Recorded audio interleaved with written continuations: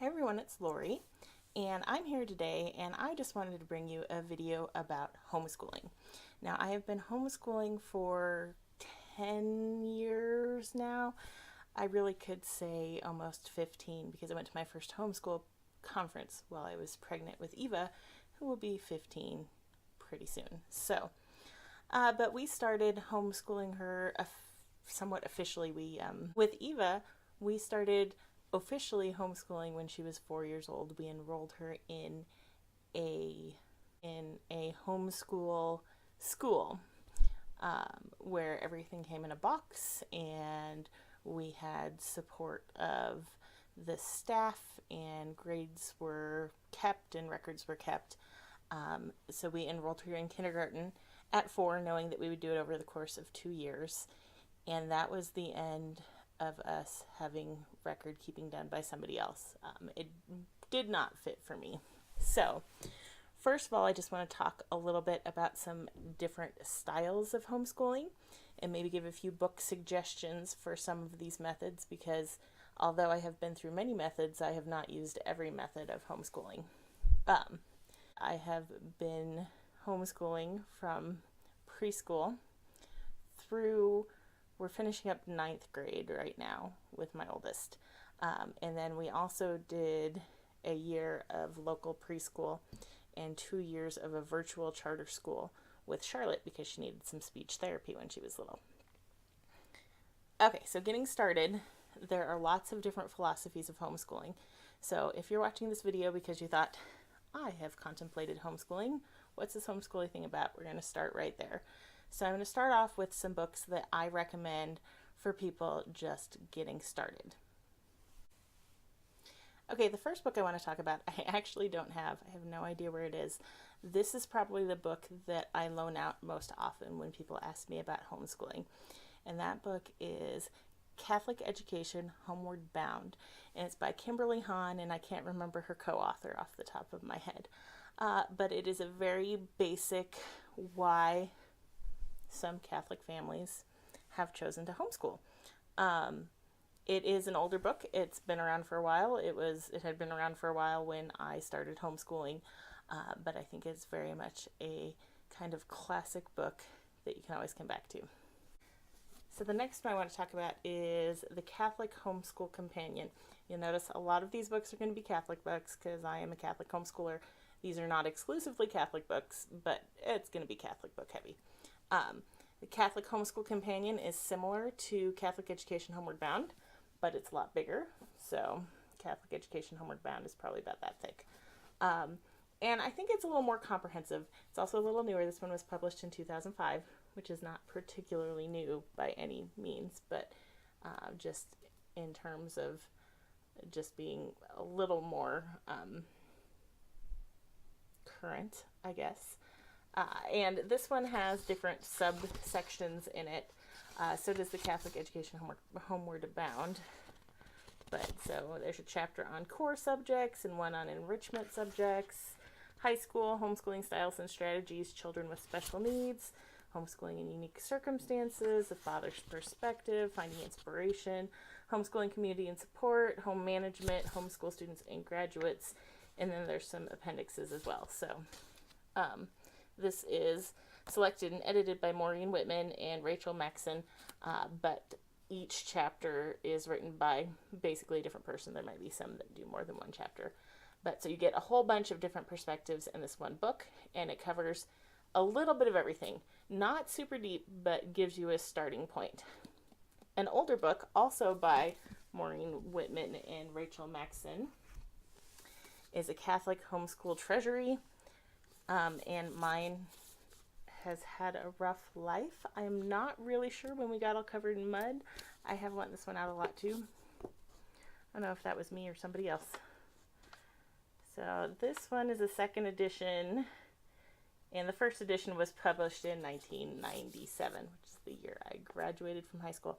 So a little bit on the older side, but again, this gives some good information. Again, this is the same sort of thing. Each chapter is written by a different person talking about a different topic. So we have Off to a Good Start, Sharing Our Philosophies, Resources for Basic Subjects, Ideas for Enrichment, How We Homeschool, and Support and Encouragement. So this one's a smaller one, a little less intimidating. I really enjoy Maureen Whitman's books and her ministry, so I'm going to talk more about her later. Another great one for just starting out, and this isn't necessarily a homeschool book. It's called The Way They Learn, and it is on learning styles, how to discover and teach to your child's strengths. So obviously, this is great for homeschoolers. This would be great for parents. This would be great for teachers. It's published by Focus on the Family. It has been a number of years since I have read this one, so I'm kind of due for a reread again. But it just goes through the different types of learning styles, what the dominant is, and it just kind of helps you. There's different quizzes in here, so it'll tell you your perception is either concrete or abstract, and your ordering is either sequential or random. So if I remember correctly, I am concrete and sequential. My oldest is probably abstract and random, just guessing. I'd have to reread to see, but I do not think very much like at least my oldest daughter. The younger one thinks a little bit more like me. So, different checklists and quizzes. So this is not too intimidating, short, kind of a good start for trying to figure out if homeschooling might be something you want to do. Going back to methods, we started out at kind of the school at home point. So we had enrolled with Seton Home Study for kindergarten, and all of our books came in a box, and everything was assigned, and there was day-by-day lesson plans for everything. And I started this when Eva was 4 because I'm apparently a little crazy, but I don't think that's uncommon when people start homeschooling. A lot of people feel most comfortable going with a boxed curriculum. Now, we chose Seton. We had looked at 3 different kind of companies for that. So school at home is where a lot of people start. Now, a couple other things that are very common, particularly in the early ages, are Montessori and Charlotte Mason. Now, Montessori is much more hands-on. My husband has a cousin who was more Montessori with her kids when they were little, and so she made sandpaper letters and put them up on her walls. And this is not something I ever really explored because as much as I love homeschooling, I don't want my house to look like a classroom, and I really was not big into craftiness. So I never really did Montessori, and Charlotte Mason is another one that just never really appealed to me. It kind of falls in that kinder, gentler approach, and just never struck me as something that I would want to do. But I did want to mention those because those are very common, particularly with younger kids. Another major category of homeschooling is classical homeschooling, and I did go through a bit of a classical education phase, so I do have some books for that as well. First, we have a book that kind of falls both. They have some information about Charlotte Mason as well as classical education within the book, and this is another one by Maureen Whitman, and this is For the Love of Literature. So this is for probably the closest to what I have been long term, is kind of literature based. So this book is great because it goes through and gives suggestions for everything. So there's literary guides. So there's guides for art and music appreciation, math, history, science, books about books, and at a glance. So if you are trying to find some literature that has to do with math, you can just flip to the math section, and there's a whole bunch of books. And so it'll tell you the names, and it will also have the age groups that it's appropriate for. We see a G here. That means grade school. H means high school. A means adult. They also have middle school and preschool. So here's one that's good for middle school or high school under economics. And here's one that's good for preschool or grade school. So you can look at the titles. It has the author, a little description of what the book is about, and what age bracket it's kind of most appropriate for. So this is great if you're not really big on buying curriculum and you just would rather read good books. I particularly love this for history. History is, of course, the biggest section in here. So the history is also broken up by like time periods. So let's see. If you are studying Vikings, for instance, we've got a page where we start with Vikings, so you can see all the different books that she suggests that kind of fall under that Viking time period. So it's just really cool. This one is definitely one of my favorite homeschooling books that I have gone back to more than other ones, just for reference. My other two books on classical education are Laura M. Berquist's Designing Your Own Classical Curriculum, and this is another Catholic book. I actually had bought this, read this, gotten rid of it, and then rebought it. Anyway, there's different kind of stages in classical education. So you have your primary stage, grammatical stage, dialectic stage, and rhetorical stage. And so depending on your kids' age and maturity, they're going to fall into those things. So this book breaks it down so that it gives you ideas for curriculum for all 12 grades. So for primary, they have kindergarten, 1st and 2nd grade, grammatical, 3rd, 4th, 5th, and 6th, dialectic, 7th, 8th, and 9th, and rhetorical, 10th, 11th, 12th. So it goes through and suggests pretty much everything. So if you want to do a classical education in a Catholic manner and you don't mind tracking down older books, because this was written a while ago.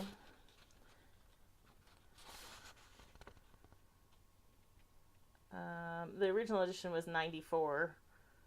It says this is the 3rd edition, so this was 98. There might be another edition, I don't know. But you could track down exactly what she suggests you use for Catholic classical education. So classical education tends to be kind of on the vigorous side. Another classical education classic book is The Well-Trained Mind. I got this one at a thrift store for $2.99. So it is not the newest edition, but it's a giant book. So this one says $19.99. And it was a $35 book originally, so pretty hefty price tag. Now, The Well-Trained Mind is not Catholic. I think it's kind of more from a Protestant perspective. So in this book, rather than having a primary stage, they just have grammar, logic, and rhetoric stages. Same kind of thing. So kindergarten through 4th grade, 5th through 8th grade, and then 9th through 12th grade. So each section has information on the different subjects that should be covered during that time period, and also resources. Now the resources in this are clearly going to be fairly out of date because this is an older book. I know they have some newer editions, but they'll give you your basic text, geography, research, whatever. So all the different books. This is another one where you could just go find these books and use this basically as your whole curriculum guide for kindergarten through 12th grade. If you could handle that. I definitely could not. Next up, I kind of researched Thomas Jefferson education. So Thomas Jefferson education is an idea from Oliver DeMille. And Oliver DeMille and his family are Mormon or Latter-day Saints, or however you want to phrase it. So this is coming from a little bit of a different perspective than a lot of the books that I have come from. But basically the idea is we should be educating our children to be leaders. And it goes through the whys of why standard educational methods aren't producing good leaders and what we can do differently. The next book is Leadership Education, The Phases of Learning. And this kind of breaks down. So this is the why. This is more of the how to give your children a leadership education. And then my favorite book of the Thomas Jefferson education was Thomas Jefferson Education for Teens. Now, I haven't had my teen read this yet. Maybe I'll have her do that over the summer.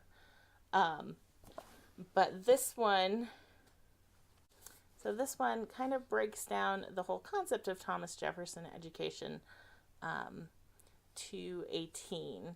And a lot of the leadership education also involves taking leadership in your own education. So rather than with classical education, a lot of it is like, here is your list of assignments. You need to narrate this back to me, or, here's what you write a paper on, whatever. So it's kind of teacher heavy. A lot of homeschool methods are a little bit teacher heavy. And a Thomas Jefferson education kind of moves some of that ownership to the kid. And so that's what I particularly took from Thomas Jefferson education. It's not something I really stuck with long term, but I really do appreciate how it kind of moves the educational. It kind of allows the student to take charge of their own education a little bit more and has the parents step back some. Another type of homeschooling that we can talk about is unschooling. And this is not something that has ever really appealed to me. I am a bit too much of a control freak to be an unschooler. But basically, unschoolers let their kids learn what their kids want to learn. So there aren't a lot of requirements with unschoolers. There's a lot, people can be more unschooly and less unschooly. It's not like you have to pick a type of homeschooling and stick to it for the rest of your life. But so these parents are kind of laid back, chill parents, and their job is to find the resources for their kids to learn what their kids want to learn.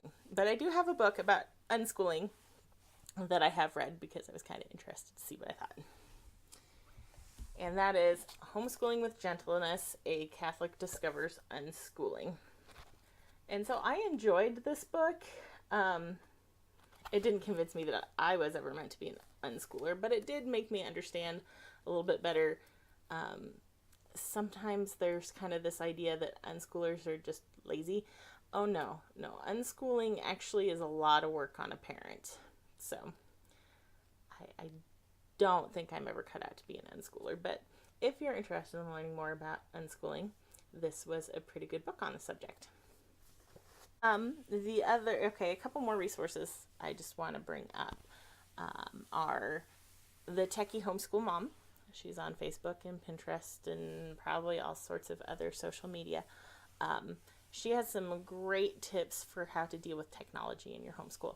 I am a little bit unwillingly a techie homeschool mom. We do a lot of technology-based schooling. I used to be good with computers, but I'm not anymore. I don't know. I just got old or something. But so I find her stuff helpful. The reason we do a lot of techie type stuff is because we have moved to doing a lot of video classes. And my favorite organization for doing video classes through is Homeschool Connections. So they're a Catholic organization. And Maureen Whitman, who you heard a whole bunch of books from, is one of the founders of it. So she and Walter Crawford, I believe, came together to offer online classes for Catholic homeschoolers. So they're really cool. Most of the classes we do are recorded, just because I find it stressful to have a certain date and time that somebody has to be on the computer. But my kids have each done one live class as well, so they've had the experience of having a live class. I don't know whether we'll do more live classes next year or not, because I haven't started planning, which is about 3 months later than I usually have everything planned for the next school year, so I'm going to have my work cut out for me this summer. So that has made me kind of techier than I expected. And then we're in high school now. I've got a high schooler and I've got a 7th grader and college is really just around the corner. So, my favorite resource for homeschooling high school information is Lee Binns, the Home Scholar. So she has a Facebook page, a website, etc. And she also has a bunch of books. Lee Binns has a whole selection or a whole bunch of books called coffee break books. The point of these books is they're short, they're easy to read, and they cost about as much as a cup of coffee. Now, she often does freebies of her coffee break books, so I don't know if I've bought any yet, but I have a whole bunch of them. This is one I haven't actually read yet that I may go read this afternoon. But so they look like this. This one is College Scholarships for High School Credit. So she focuses in on high school, so she has math and science and literature and applying for colleges and just anything in the high school area, particularly high school planning for college area. She probably has a coffee break book on them. These are great. They take me maybe an hour to read, and they can calm you down a little bit when you're kind of spiraling about this whole trying to educate your kid until college thing. Those are kind of thoughts on homeschooling philosophy and so forth. So if you are a homeschooler and you have a educational philosophy you follow, I'd love to hear more about it below. If you have any book recommendations for me, I do love reading books about homeschooling. I would also love to hear those. So if you have any questions for me, let me know. Thanks for watching and have a good day. Bye.